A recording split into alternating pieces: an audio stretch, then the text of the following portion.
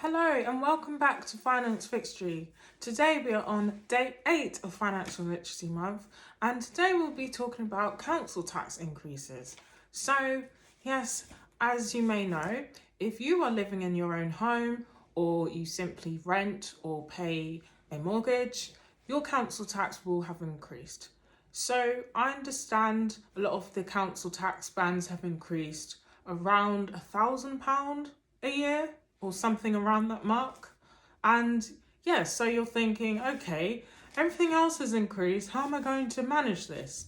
So there is a way. So when you get your new council tax bill, it can look very daunting. Don't fear. What you can do is pay some of it up front. So if you can put aside £100, £200.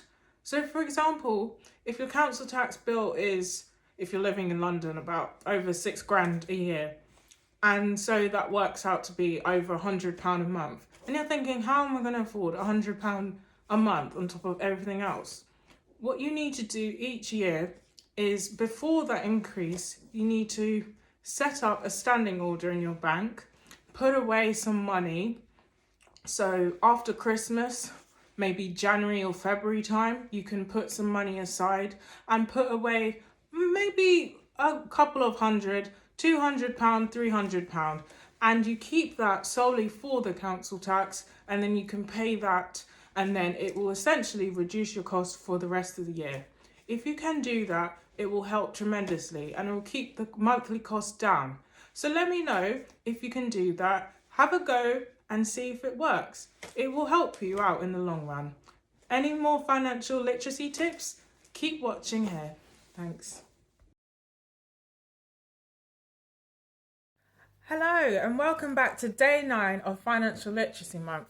Today we will be talking about overpriced gym memberships. Now, I know at the beginning of the year, everyone was saying that they had their New Year's resolutions, they were going to go to the gym, they're going to lose weight, they were going to do all these different things. But now, of course, we've forgotten about it.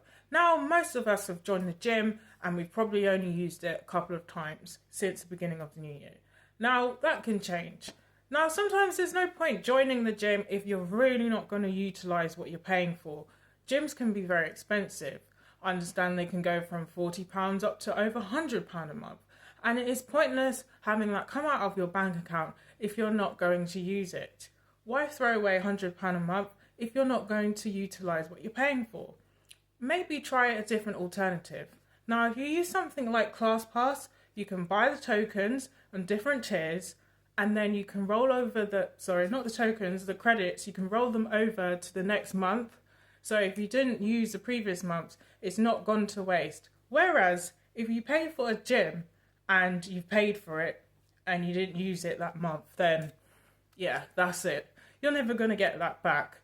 Alternatively, you can work out at home. You can use apps, or you can use the likes of YouTube, where everything on there is free, minus ads. So you can try different ways to get fit at home. The only thing you'll be paying for is the equipment, like the roll mat, maybe the weights, the neck support, and anything else you require. But those things, you can get them from Poundland, eBay, and many more shops like that. So really think about if the gym is worth paying for. I'm not saying don't go to the gym, because if you go to the gym and you utilise it, and I know some people that do, and they're great at what they do because they go and they're very committed, so they're using their money's worth. So think about it. So I forgot to mention, if you are interested in trying something like ClassPass, I will leave the link below. You can click on the link and you can register. You will get some credits that you can add to your account, and I will get some as well. You also have the opportunity to try a variety of classes such as Reformer Pilates, such as swimming, rock climbing, anything you want. So have a go and check it out. Hello and welcome back to day 10 of Financial Literacy Month. So we will be talking about shopping lists. Now, a lot of people are probably thinking, shopping lists? Why do you need one of those? Trust me, you do. When you go shopping, you want to buy a bunch of things, especially if you go weekly, monthly, or whenever you need to go. You'll just feel like, okay, well, I need to go to the shop and I need to buy, I don't remember what I need to buy. So a thing you could do is, before you go shopping, You could search through your cupboards and see what you need in your fridge, in your freezer, in your cupboards where there's tins and toiletry cupboards, all of the cupboards basically. Have a little scan and see if there's anything that you really need and write that down on the list. I would use a pen or a pencil, but ideally a pencil when I go. When I go out to the shopping centre, I will bring a list, something like this, and a pencil. So I'm in the shop and then I'm walking around because, of course, if we're hungry and we go into the shop and we're like, oh, I want everything, I want this, you get really sidetracked. So if you go into the shop with your list and your pencil, you can see what you actually need, not what you want. And especially if you have a budget, this is very important. So it enables you to stick to your budget and stick to your list so you're not feeling like, oh no, I've overspent, or oh no, I've forgotten what I need. Because the worst feeling is if you go food shopping and then you come home and you're like, oh no, didn't buy this, I didn't buy that, I didn't buy half the stuff I was supposed to buy. So yes, please think about bringing a shopping list. It will help you. Thanks. Take care. Hello and welcome back to day 11 of Financial Literacy Month. Today we'll be talking about locking in your energy tariffs.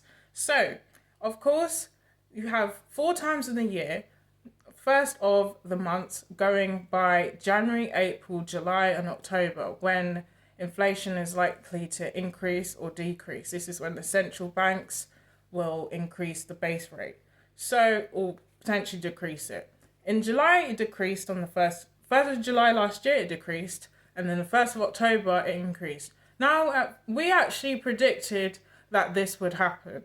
But in July, no one is really thinking about heating and hot water. Well, they're thinking about hot water. They're not thinking about heating.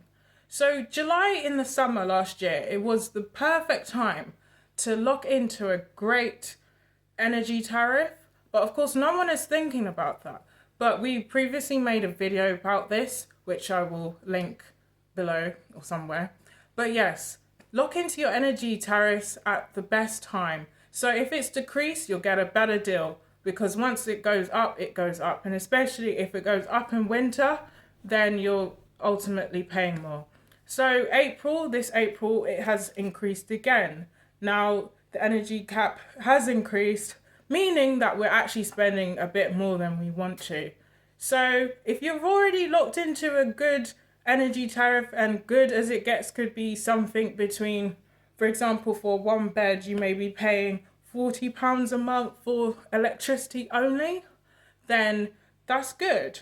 But if you didn't lock in, then you're going to have to try and lock in just so that you can save a bit of money. But of course, this is your choice. You need to do your research and see what works best for you. Hello and welcome to day 14 of Financial Literacy Month.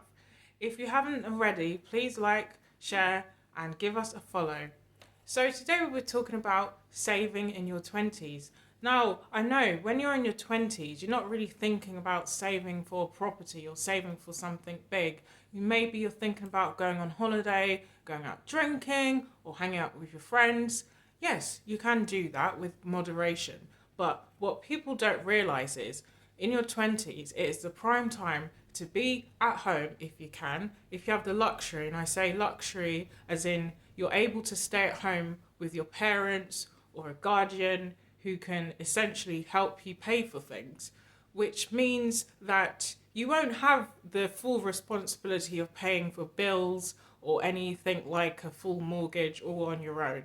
So usually in your 20s, now I'm just picking a scenario here, so most 20-year-olds will be thinking about going to university or staying at home because they want to save, or just stay at home because it's just much easier to do so.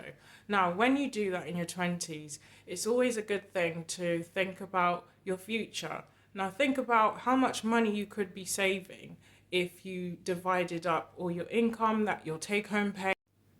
Now, if you put 60% of your take-home pay, if you can, that is, in savings, and then 40% for what you need to buy and just money in case something happens, or emergency fund, whatever, then you will always have some savings. So in your 20s, you're not really thinking about, oh, you need to pay for this direct debit, this mortgage. It's usually things like phone bills. You're not really thinking about broadband. And also when you go to uni, for example, you are entitled to all these different grants and you get lots and lots of money. But we will talk about that on another day. But yes, when you're in your 20s, utilize that time because you are at home. You are saving so much money. It is a luxury to be able to save so much money because when you're in your 30s, you will have more responsibilities. You want to do more things. You may want to start a family. You may want to invest in a new property or buy a property, or, anything could happen. But yes, usually around your 30s, you're thinking about different things. You may need to relocate for a new job. There could be lots of different things. You may want to relocate to a different country. Now, that could be quite pricey. So utilize your 20s. Don't throw away your 20s on alcohol or, too much fun. Of course you can have fun. Of course you can do that. But be mindful that once that time passes, you can't get it back. So think about it. Give us a follow, a like, a share and subscribe, and keep watching for more videos on Financial Literacy Month. Hello and welcome back to day 13 of Financial Literacy Month. Today we'll be talking about diversifying investments. Now, a disclaimer. If you want to find out more on how you really want to invest in shares, stocks and bonds, please seek the right help for that. We are just speaking on experience and stuff that we have learned here. So, if you want to have a good portfolio, it is good to have a diversified amount of items. So, for example, you can invest in a supermarket, invest in electricals, cars,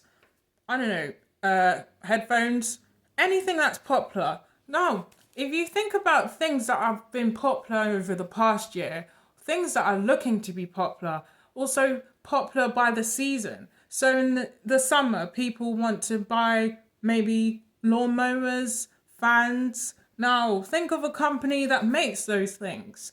So it's always good to be quite diverse in that element. So you don't want to stick to one type of investment because you cannot, you have to understand that investments can rise and fall. So you have to be careful on where you put your money.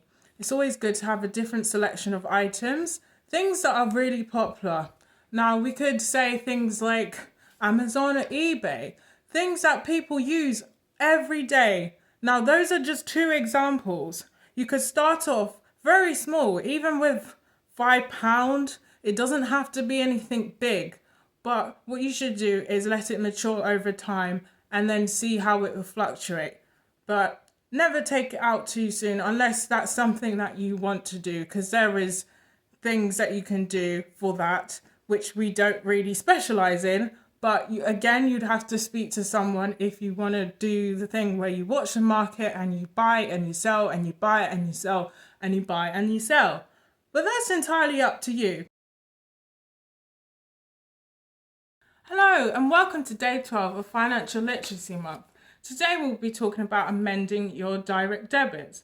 Now, we previously made a video about this on YouTube on how you can amend your direct debits for the likes of electrical covers. So electrical covers could be something with the likes of an oven, fridge freezer, dishwasher, washing machine, something that you'll pay for cover every month. So if anything happens, a breakdown cover essentially, they can come out and repair it, look at it. If they can't repair it, they can instantly replace it.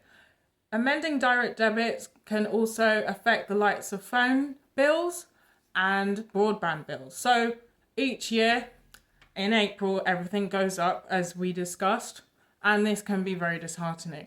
So if you're with the likes of EE, for example, and then you're paying £10 and you are not getting EU roaming, you're not getting 20 gigabytes of data, but if you compare it with another company like the Bara or something else, a made-up company, and they're charging £7 for EU roaming and all the basics and 25 GB of data. Now, when your contract ends, then you will need to say to them, hi, I'm leaving because, well, they'll ask you why you're leaving. And then you'll be like, well, I'm leaving because you guys are charging way too much for a lot less than what I see across the way. So mention that to them, but they'll ask you anyway. And then sometimes they'll be really nosy. They'll ask you why and who and what and where. Okay, you can say it's up to you. But what you must say is that they're charging X amount less than you guys. And then you may be very lucky enough, and they'll match it. So have a go and see if you can do that. In regards to broadband, well, we've personally not tried to do that as of yet, but if the inflation becomes too much, we will look into that. But yes, have a go and see if you can amend some of your direct debits and let us know how that goes in the comments.